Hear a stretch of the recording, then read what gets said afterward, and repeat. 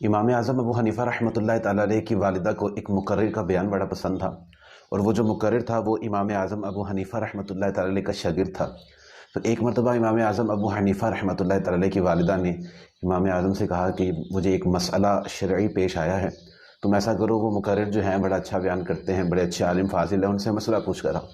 تو امام صاحب کہنے لگے کہ اماں جی وہ تو میرا ہی شاگرد ہے، آپ نے مسئلہ پوچھنا ہے میرے سے پوچھ لیں۔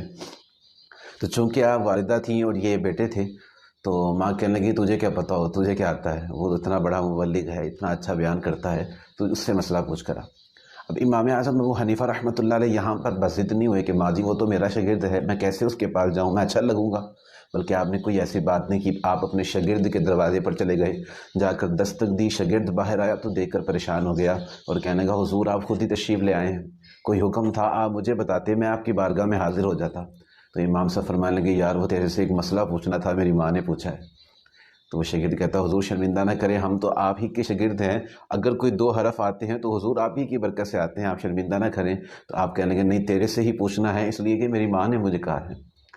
تو جب مسئلہ پوچھا تو وہ شاگرد کو مسئلہ نہیں آتا تھا، تو آپ فرمانے لگے چل ایسا کرتے ہیں، پہلے میں تجھے جواب بتاتا ہوں، پھر تو نے مجھے جواب بتانا۔ آپ نے پہلے اسے جواب بتایا، پھر اس سے سوال کیا، پھر اس نے جب جواب دیا تو آپ گھر گئے اور جا کر والد صاحب کہنے لگے کہ وہ جو آپ کے خطیب صاحب ہیں جن کو آپ بڑا پسند کرتی ہیں، جن سے آپ نے مسئلہ پوچھنے کے لیے بھیجا تھا نا ماں، میں اسے مسئلہ پوچھ کر آ گیا ہوں۔